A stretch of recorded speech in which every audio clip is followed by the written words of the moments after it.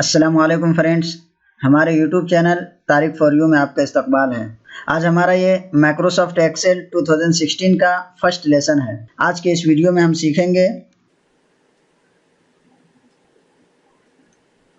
Introduction of Microsoft Excel कि Microsoft Excel क्या है, इसको किस तरीके से ओपन किया जाता है। माइक्रोसॉफ्ट एक्सेल में रॉस, कॉलम्स, वर्कबुक और वर्कशीट वगैरह क्या होते हैं, इन तमाम चीज़ों के बारे में आज की इस वीडियो में हम बिल्कुल डिटेल में बात करेंगे। तो चलिए शुरू करते हैं।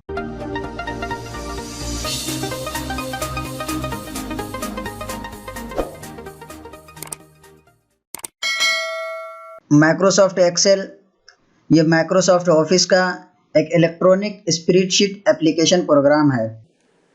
डेटा को स्टोर करने और ऑर्गेनाइज करने के लिए माइक्रोसॉफ्ट एक्सेल का आमतौर पर इस्तेमाल किया जाता है। माइक्रोसॉफ्ट एक्सेल में डेटा रॉस और कॉलम में स्टोर किया जाता है। ज़्यादातर माइक्रोसॉफ्ट एक्सेल फाइनेंशियल डेटा में काउंट करने, परसेंटेज निकालने और एवरेज निकालने के लिए इस्तेमाल किया जाता है और चार्ट, ग्राफ, डेटाबेस और डेटा एनालाइज करने के लिए इसका इस्तेमाल किया जाता है। जैसा कि स्कूल अटेंडेंस शीट आप तैयार कर सकते हैं, जिसके ज़रिए से आसानी के साथ स्टूडेंट का अटेंडेंस यानी हाज़िरी और गैर हाज़िरी का परसेंटेज निकाल सकते हैं। टीचरों का हाज़िरी और गैर हाज़िरी का परसेंटेज निकाल सकते हैं। अगर आप उसको सैलरी पे करना चाहते हैं तो कितने परसेंट वो हाजिर है, उससे कितने परसेंट उसको सैलरी मिल सकती है, सैलरी कट सकती है, वो आप आसानी के साथ इसके ज़रिए से कर सकते हैं। MS एक्सेल के ज़रिए से आप किसी भी तरह का प्रोफेशनल रिपोर्ट तैयार कर सकते हैं। अगर आप किसी कंपनी वगैरह में काम करते हैं जहाँ पे बहुत सारे लोग काम करने वाले होते हैं, तो उसका आप रिपोर्ट तैयार कर सकते हैं कि कंपनी का जो ऑब्जेक्टिव होता है उस पर कितना काम हुआ है पूरे साल में, कितना ग्राउंड वर्क हुआ है, कितना सिर्फ प्रोग्राम से हुआ है। ये सब आप किसी भी तरह का चार्ट के ज़रिए से, ग्राफ के ज़रिए से आसानी के साथ रिपोर्ट पेश कर सकते हैं। अगर आप किसी NGOs में काम करते हैं जहाँ पे सर्वे वगैरह का काम होता है, तो जितना भी सर्वे होता है उसका डेटा आप आसानी के साथ इसमें शीट तैयार करके रख सकते हैं अलग अलग एरिया के एतबार से, और डेटा को एनालाइज भी कर सकते हैं, फिल्टर कर सकते हैं कि सर्वे के मुताबिक उस एरिया में कितने विडोज़ है, कितने ड्रॉप आउट स्टूडेंट हैं, कितने नौजवान हैं, कितने डॉक्टर्स हैं, कितने प्रोफेशनल्स हैं। ये सब आप आसानी के साथ इसके ज़रिए से तैयार कर सकते हैं। MS एक्सेल के ज़रिए से किसी भी तरह का फॉर्म भी आसानी के साथ क्रिएट कर सकते हैं। अगर आप कोई शॉप चलाते हैं तो शॉप का इनवॉइस भी आप आसानी के साथ इसमें तैयार कर सकते हैं। इनवॉइस में आप अपनी दुकान का पूरा सेटअप कर सकते हैं कि आपकी दुकान में, आपकी शॉप में जो भी प्रोडक्ट है आप ID के ज़रिए से उसमें सेट कर सकते हैं। किसी भी प्रोडक्ट का आप नंबर डालेंगे या नाम डालेंगे, ऑटोमेटिक खुद ब खुद उसका नाम आ जाएगा। क्वांटिटी के एतबार से उसका प्राइस आ जाएगा, मैन प्राइस कितना है, डिस्काउंट कितना है, GST कितना है और टोटल होकर के कितना पे करना पड़ेगा, ये आपको एक ही बार में तैयार होकर के आ जाएगा। आप किसी भी कस्टमर को प्रिंट करके आसानी के साथ दे सकते हैं।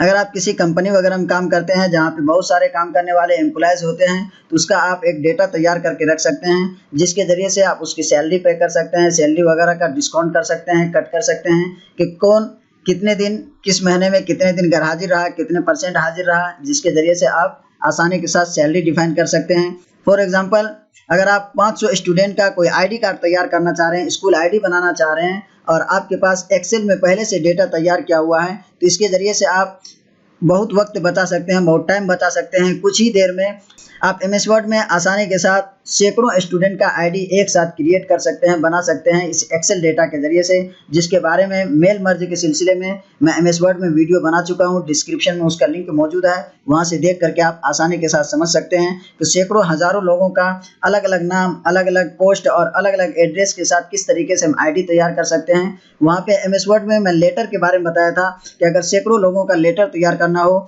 डिफरेंट नेम और डिफरेंट एड्रेस के साथ, तो किस तरीके से तैयार कर सकते हैं।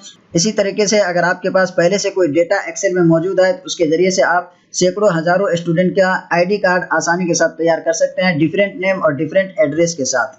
माइक्रोसॉफ्ट एक्सेल दो तरीके से ओपन किया जाता है। पहला तरीका यह है कि यहाँ स्टार्ट मेनू पे हम क्लिक करेंगे और इसमें तलाश करेंगे कि माइक्रोसॉफ्ट एक्सेल हमारा कहाँ है। जैसा कि ये देख रहे हैं कि माइक्रोसॉफ्ट एक्सेल हमारा यहाँ पे है। जैसे हम इस पर क्लिक करेंगे तो माइक्रोसॉफ्ट एक्सेल का हमारा ये ओपन हो जाएगा। इसमें बहुत सारे टेम्पलेट्स पहले से बने हुए हैं। इसमें से जो भी आप यूज़ करना चाहें उसको आसानी के साथ यूज़ कर सकते हैं, इसको एडिट कर सकते हैं, या खुद से आप अपना वर्कबुक बनाना चाहते हैं तो इस ब्लैंक वाले पे क्लिक करेंगे, हमारा एक्सेल ओपन हो जाएगा। तो चलिए इस ब्लैंक वर्कबुक पे हम क्लिक करते हैं। ये देखिए हमारा एक्सेल ओपन हो चुका है। दूसरा तरीका यह है कि यहाँ सर्च में हम टाइप करेंगे MS एक्सेल। इसमें जैसे हम सर्च करेंगे यहाँ पे देखिए MS एक्सेल आ चुका है। जैसे हम इस पर क्लिक करेंगे तो सेम ऑप्शन फिर खुलेगा। इसमें बहुत सारे टेम्पलेट्स हैं, जो भी आप यूज़ करना चाहें यहाँ से यूज़ कर सकते हैं, इसको एडिट कर सकते हैं, या आप यहाँ से ब्लैंक वर्कबुक पे क्लिक करेंगे। ये देखिए MS एक्सेल ओपन हो चुका है। इसमें सबसे ऊपर वाले इस हिस्से को टाइटल बार कहा जाता है, जहाँ पे बुक 1 लिखा हुआ है। अभी हम इस फाइल को कहीं भी सेव नहीं किया है, जिसकी वजह से यहाँ पे बुक 1 लिखा हुआ है। पूरे एक्सेल के एक फाइल को वर्कबुक कहा जाता है। यहाँ पे देखिए बुक 1 लिखा हुआ। अभी हम इसको कहीं भी सेव नहीं किए हैं, इसका कोई लोकेशन नहीं दिया है, कोई नाम नहीं दिया है, जिसकी वजह से यहाँ पे सिर्फ बुक 1 लिख करके आ रहा है। जिस नाम से भी हम फाइल को सेव करेंगे वो नाम यहाँ पे आपको दिखाई देगा। उसके बाद यहाँ पे लेफ्ट साइड में क्विक एक्सेस टूल बार है, जिसमें सेव है, अंडू है, रीडू है। यहाँ पे सिर्फ अभी 3 ऑप्शन है। इसमें आप चाहें तो इस ऑप्शन को कम भी कर सकते हैं और इसमें और ऑप्शन ऐड भी कर सकते हैं। इसमें ऑप्शन ऐड करने के लिए या यहाँ से ख़त्म करने के लिए ये बटन पे हम क्लिक करेंगे। यहाँ पे देखिए 3 पे अभी चेक मार्क किया हुआ है, जो 3 यहाँ पे आपको दिखाई दे रहा है, सेव, अंडू और रीडू। यहाँ पे देखिए सेव, अंडू और रीडू पे चेक मार्क किया हुआ, तो वो यहाँ पे दिखाई दे रहा है। अगर हम इसमें और भी ऐड करना चाहते हैं, जैसे हम उस पर क्लिक करेंगे वो यहाँ पे ऐड हो जाएगा। तो चलिए हम ओपन पे क्लिक करते हैं। ये देखिए ओपन का ऑप्शन यहाँ पे आ गया है। जो हम फाइल में जा करके किसी भी फाइल को ओपन करते थे, वो डायरेक्टली हम यहाँ से अब ओपन कर सकते हैं। अब अगर हम फिर से इसको हटाना चाहते हैं यहाँ से, तो फिर इस बटन पे क्लिक करेंगे और फिर ओपन पे क्लिक करेंगे। ये देखिए यहाँ से ये ख़त्म हो चुका है। तो इसके ज़रिए से आप जितना चाहे यहाँ पे ऑप्शन ऐड भी कर सकते हैं और यहाँ से रिमूव भी कर सकते हैं।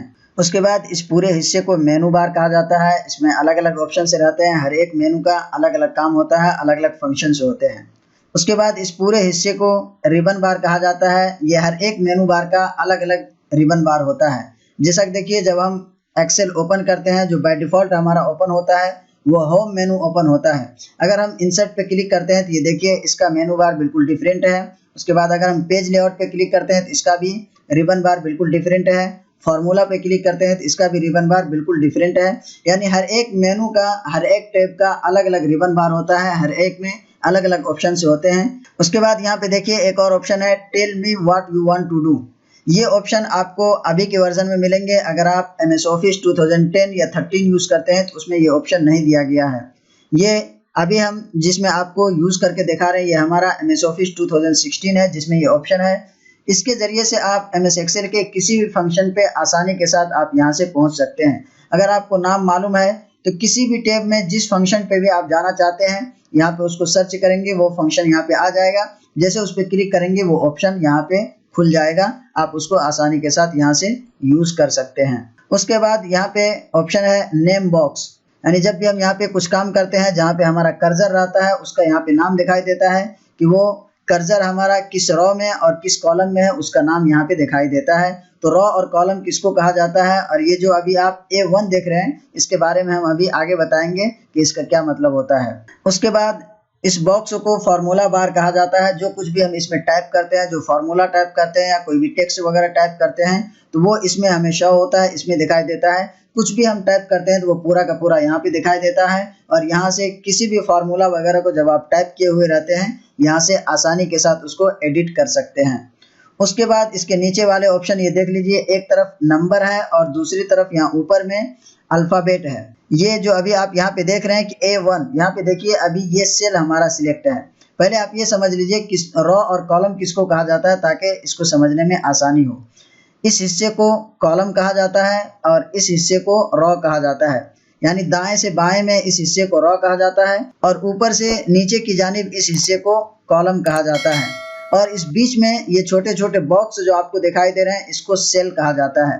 यानी जो भी सेल हमारा सिलेक्ट होता है वो यहाँ पे नेम बॉक्स में दिखाई देता है कि सेल हमारा किस कॉलम में है और किस रो में है।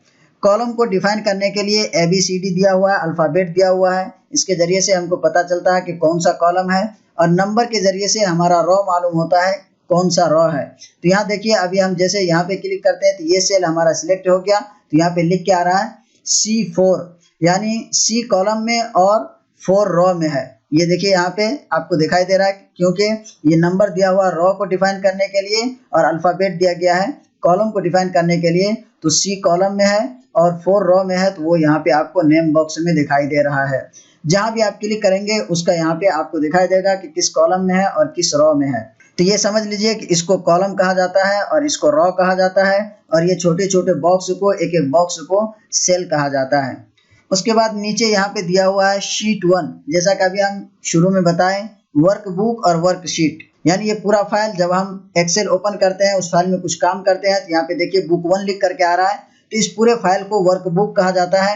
और हर एक वर्कबुक में 10-20 वर्कशीट हो सकते हैं। तो यहाँ पे देखिए अभी हमारे पास सिर्फ शीट 1 यानी एक शीट हमारा खुला हुआ है, इसमें हम चाहें तो 10 शीट भी अलग अलग से इसमें ओपन कर सकते हैं। अगर हम इसमें चाहे तो 10 शीट भी अलग अलग से ऐड कर सकते हैं। हर एक शीट में हमारा अलग अलग काम रहेगा, अलग अलग डेटा रहता है, अलग अलग इंफॉर्मेशन हम इसमें ऐड करके रख सकते हैं। तो यहाँ पे देखिए अभी शीट 1 है, क्योंकि हमारे पास सिर्फ एक ही शीट है, इसमें हम चाहेंगे तो अलग अलग डेटा इसमें इंटर करके रख सकते हैं। उसके बाद उसी से रिलेटेड कुछ दूसरा डेटा है, तो उसके लिए हम दूसरी शीट तैयार करेंगे। और यहाँ पे देखिए प्लस का निशान दिया हुआ है, जैसे हम इस पर क्लिक करेंगे तो ये देखिए शीट 2 यहाँ पे लिख करके आ गया। ये दूसरी शीट यहाँ से हमारी तैयार हो जाएगी, जिसमें हम अलग से कुछ दूसरा डेटा वगैरह ऐड करके रख सकते हैं। अभी यहाँ पे शीट 1 और शीट 2 लिखा हुआ है, इसका चाहे तो आप अपनी मर्जी के मुताबिक कुछ नाम भी दे सकते हैं, और फिर यहाँ से इसको आप चाहे तो डिलीट भी कर सकते हैं। जो डेटा हम इसमें ऐड करके रखे हुए हैं, उस डेटा से रिलेटेड हम कुछ नाम देना चाहते हैं, तो इसमें हम राइट क्लिक करेंगे और यहाँ पे रीनेम में जाएंगे, और यहाँ पे जो नाम देना चाहें आप नाम दे सकते हैं। जैसा कि हम नाम अभी कुछ भी दे देते हैं, तो कुछ भी आप नाम देना चाहें इसमें नाम टाइप करके और बाहर क्लिक करेंगे, ये देखिए नाम यहाँ पे आ चुका है। अब इसी नाम से ये हमारा वर्कशीट रहेगा। अगर फिर से आप इसका नाम चेंज करना चाहते हैं तो इस पर राइट क्लिक करेंगे और रीनेम में आकर के इसका नाम चेंज कर सकते हैं। जैसा कि अभी हमारे पास 2 शीट है, इसमें से शीट 2 में हमारा कुछ डेटा है और शीट 1 में कुछ भी नहीं है, इसको हम डिलीट करना चाहते हैं तो राइट क्लिक करेंगे और यहाँ से इसको डिलीट कर देंगे, शीट 1 हमारा डिलीट हो जाएगा। तो यहाँ से इस पे राइट क्लिक करके नाम चेंज भी कर सकते हैं, अपनी मर्जी के मुताबिक नाम भी डाल सकते हैं और इसको डिलीट भी कर सकते हैं। अगर आप शीट ऐड करना चाहें तो यहाँ प्लस पे क्लिक करेंगे, यहाँ से एक नया शीट इसमें ऐड हो जाएगा। उसके बाद यहाँ पे नीचे ऑप्शन दिया हुआ स्क्रॉल का, जैसे हम इस पे देखिए माउस पॉइंटर लाते हैं तो लिख के आ रहा है कॉलम, तो यानी ये स्क्रॉल दिया हुआ कॉलम को इधर उधर करने के लिए। जब ये कॉलम हमारा ज़्यादा हो जाता है तो उसको चेक करने के लिए इसका हम इस्तेमाल कर सकते हैं। ये देखिए अभी हमारा ये सेल सिलेक्ट है, इसको हम और भी राइट साइड करते हैं तो ये देखिए हमारा एक क्यू पे आ गया है कॉलम में। तो अब हम इसके ज़रिए से हम इधर वाले कॉलम को आसानी के साथ देख सकते हैं। उसके बाद इसमें इस साइड भी दिया हुआ स्क्रॉल, जैसे हम इस पर माउस पॉइंटर लाते हैं तो ये देखिए लिख के आ रहा है रॉ, यानी रॉ को चेक करने के लिए, रॉ को आगे पीछे करने के लिए इस स्क्रॉल का इस्तेमाल किया जाता है, और कॉलम को आगे पीछे करने के लिए इसका इस्तेमाल किया जाता है। क्योंकि जब हम इसको इधर उधर खिसकाते हैं तो ये देखिए इस हिस्से को जो कॉलम कहा जाता है तो ये खिसक के इधर आ रहा है। जब हम इसको आगे पीछे करते हैं तो हमारा रॉ खिसक के ऊपर नीचे आ रहा है, यानी ये वाला हिस्सा हमारा खिसक रहा है। जैसा देखिए अभी कर्सर हमारा यहाँ है, इसको हम और नीचे ले जाते हैं। अब हम जब इसके जरिए से इसको खिसकाते हैं तो ये देखिए ये हमारा रॉ खिसक रहा है। तो इसके जरिए से हम रॉ को ऊपर नीचे कर सकते हैं और इसके जरिए से कॉलम को दाएं बाएं कर सकते हैं। उसके बाद यहाँ पे 3 और ऑप्शन दिया हुआ पेज को देखने के लिए कि किस तरीके से हम इसको चेक कर सकते हैं, देख सकते हैं। इसके बारे में बिल्कुल हम डिटेल में बात करेंगे जब व्यू टैब में आएंगे। सेम ऑप्शन यहाँ पे दिया हुआ, जो ऑप्शन यहाँ पे आपको दिखाई दे रहा है, तो यहाँ पे हम बिल्कुल इसके बारे में डिटेल में बात करेंगे। उसके बाद आगे यहाँ पे ऑप्शन दिया हुआ पेज को जूम और जूम इन करने का। यहाँ से आप पेज को छोटा बड़ा कर सकते हैं। देखिए अभी जितना बड़ा है इसको और हम छोटा भी कर सकते हैं, और फिर यहाँ से इसको और बड़ा भी कर सकते हैं। जितना बड़ा करना चाहे यहाँ से इसको आसानी के साथ कर सकते हैं। इसके जरिए से जूम आउट और जूम इन किया जाता है। उसके बाद यहाँ पे राइट साइड में ऊपर ऑप्शन दिया हुआ रिबन डिस्प्ले ऑप्शन, यानी इसके जरिए से आप जो इस रिबन बार को और मेनू बार को हाइड भी कर सकते हैं और शो भी कर सकते हैं। अगर आप इसको नहीं रखना चाहते हैं तो इस पर क्लिक करेंगे और यहाँ पहला ऑप्शन दिया हुआ ऑटो हाइड रिबन, जैसे हम इस पर क्लिक करेंगे तो ये देखिए रिबन बार और मेनू बार दोनों यहाँ से हाइड हो चुका है। अब हम अगर इसको दोबारा लाना चाहते हैं तो ये देखिए माउस पॉइंटर जैसे हम ऊपर ले जाते हैं तो यहाँ ग्रीन बन करके आ गया है। जैसे हम इस पर क्लिक करेंगे ये देखिए दोनों फिर से यहाँ पे आ चुका है। लेकिन अब जैसे हम किसी भी सेल पे क्लिक करेंगे फिर ये दोनों हाइड हो जाएगा। तो चलिए हम देखिए इस पे क्लिक करते हैं तो ये देखिए दोनों फिर से हाइड हो चुका है। फिर से हम इसको लाना चाहते हैं, माउस पॉइंटर ऊपर ले जाएंगे, इस पे क्लिक करेंगे, ये आ गया है। अब हम इसको दोबारा परमानेंटली लाना चाहते हैं, यानी हम बाहर क्लिक करेंगे तो भी ये यहाँ पे दिखना चाहिए। तो फिर हम इस पे जाएंगे। उसके बाद यहाँ पे हम क्लिक करेंगे शो टैब्स एंड कमांड्स, तो ये दोनों यहाँ पे शो हो जाएगा। उसके बाद इसमें दूसरा ऑप्शन है शो टैब्स। अगर हम इस पे क्लिक करते हैं तो ये रिबन बार हमारा हाइड हो जाएगा, लेकिन ये हमारा मेनू बार दिखाई देगा। अभी जब हम इस पे क्लिक किए हैं तो दोनों यहाँ से देखिए हाइड हो जा रहा है, रिबन बार भी और मेनू बार भी। अगर इसमें से हम मेनू बार को रखना चाहते हैं, रिबन बार को हाइड करना चाहते हैं, तो ये दूसरा वाला ऑप्शन सिलेक्ट करेंगे। ये देखिए रिबन बार यहाँ से हाइड हो चुका है और मेनू बार यहाँ पे आपको दिखाई दे रहा है। अगर आप दोनों देखना चाहते हैं, दोनों यहाँ पे रखना चाहते हैं, तो ये तीसरे ऑप्शन पे क्लिक करेंगे। ये देखिए फिर से दोनों आ चुका है। ये रहा एक ऑप्शन। दूसरा ऑप्शन ये है कि मेनू बार में होम टैब पे अगर आप डबल क्लिक करेंगे तो खुद ब खुद यहाँ से रिबन बार गायब हो जाएगा। तो चलिए देखिए, हम जैसे इस पे डबल क्लिक करते हैं ये रिबन बार गायब हो चुका है। फिर हम दोबारा इस पे डबल क्लिक करेंगे तो ये देखिए रिबन बार आ चुका है। फिर हम इस पे क्लिक करेंगे डबल, तो ये यहाँ से गायब हो चुका है।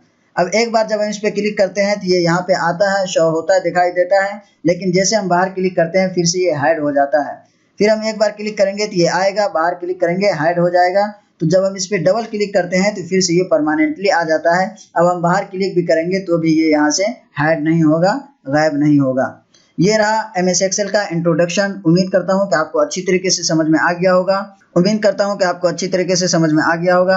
अगर ये वीडियो हमारी आपको अच्छी लगी हो तो लाइक कीजिए, शेयर कीजिए, कमेंट कीजिए और हमारे चैनल को सब्सक्राइब कीजिए। बेल आइकन को जरूर दबाइए ताकि हर वीडियो का नोटिफिकेशन आप तक पहुँचती रहे। अस्सलाम वालेकुम।